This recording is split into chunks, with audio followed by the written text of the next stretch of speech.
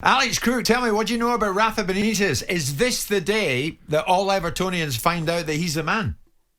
Is this the day that many Evertonians are dreading? It's certainly going to be a very divisive appointment, isn't it? I heard you speaking about those very unsavoury banners that have been erected up on Merseyside. Certainly we don't condone that. But yes, Rafa Benítez edging ever closer, and we've been saying that for a while now, to being appointed Everton manager. If not today, then certainly I would expect an announcement tomorrow. I think what's interesting about this one is the vibe from Goodison Park is that Marcel Brands, the sporting director, obviously has had a lot of say at Everton the last few years, doesn't seem to have had much of a say on this appointment. It's very much Farhad Moshiri, the owner, and one of his business associates, the former Arsenal director, Alisher Usmanov, who seem to be driving this deal for Rafa Benítez. I wonder where that leaves Marcel Brands, because if you look at Benítez, he's very much a manager who knows his own mind. So perhaps that relationship between sporting director and manager, once Benítez is appointed, could come under scrutiny. One of the first jobs he's going to have to do, Jim, is to try and convince James Rodriguez to stay. Obviously, he was signed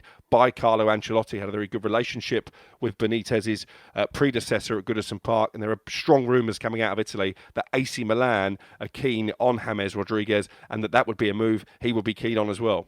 It's interesting, isn't it? I've got a feeling this is now going to come through, and we will hear that Benítez has got it. Stuart, what's your take on it? I mean, should Evertonians be upset about this? We know all about his Liverpool association. We know what he's said in the past, but he's bursting into a job for Everton. I think whatever club he's been at, he's been a fantastic servant for that club. You know, I've been fortunate enough to go in and spend a day or so with him when he was working at Liverpool, and he's really, really open to me when I was under 21 manager.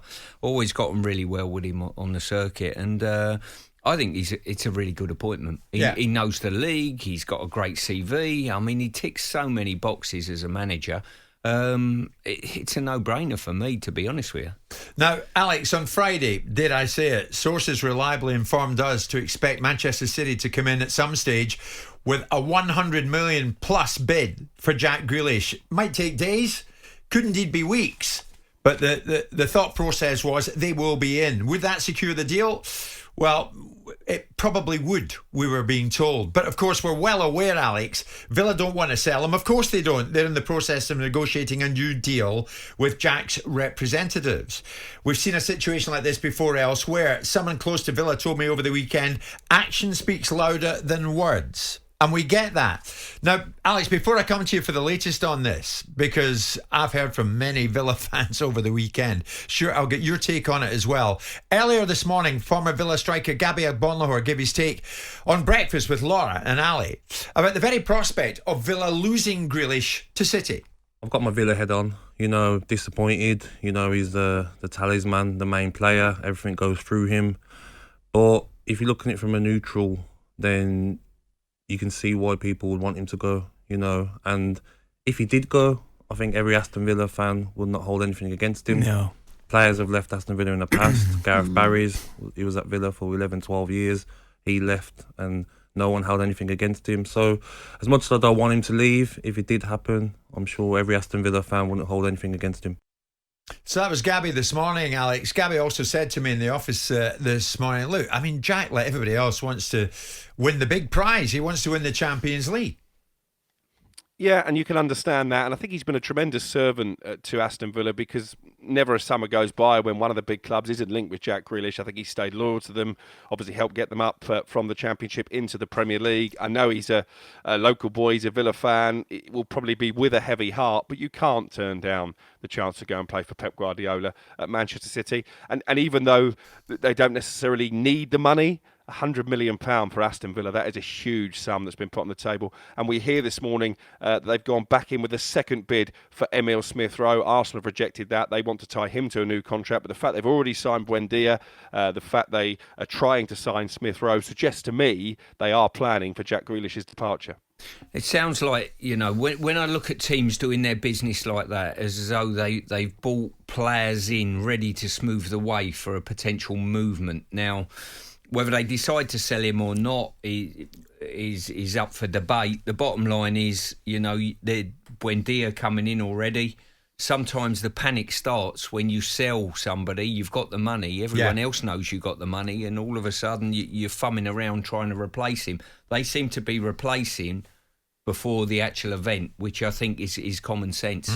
Alex, do we know what Villa have bid, the second bid for Emil Smith-Rowe? Our colleague David Ornstein tells us this is a £30 million bid, so a £5 million increase, but Arsenal determined to keep hold of Smith-Rowe. They're in contract negotiations. He was one of the few bright lights, wasn't he, for Arsenal last season. While we're chatting managers, by the way, it's not only Rafael Benítez who will be on the move over the next 24 hours or so.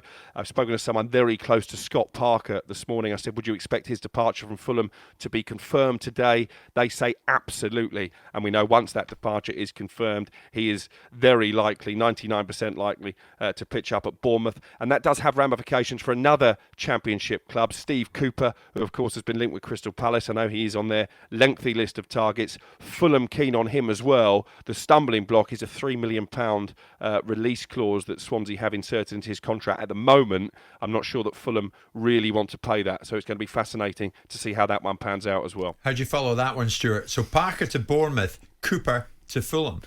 Well, it's an interesting one. Do you think that, Bournemouth have got more chance of getting promoted than Fulham this year? Don't know. Steve Cooper seems to be getting associated with quite a few clubs as well. Palace were one and various others. So there could be a little gyration round there. Scotty going down to Bournemouth, and Cooper coming into Fulham, yeah, and potentially Woodgate going to Swansea. Right, who knows? Right. A couple of Everton fans saying, Alex, before he goes, will it be today? I mean, that's the question. Alex, you and I were in Glasgow and we heard Benitez on the brink, and that was the news then. He's still on the brink. He is still on the brink, and I think the one thing this summer has taught us is it's never done until it's done. Look at the Nuno Espirito Santo situation, very close to Palace. Didn't happen. Lucia Favre the same. Nuno himself close to Everton. So we'll believe it when the ink on the contract is dry. I was told by a reliable source over the weekend, expect a Rafa announcement on Monday. That could well now drag on to tomorrow. But I think what is clear is that barring any dramatic change of heart, Rafa Benítez will be crossing that divide and will be becoming the new Everton manager. Jim White and Simon Jordan, Monday to Thursday morning, 10 till 1. On AM, on DAB, via the talkSPORT app and on your smart speaker. talkSPORT.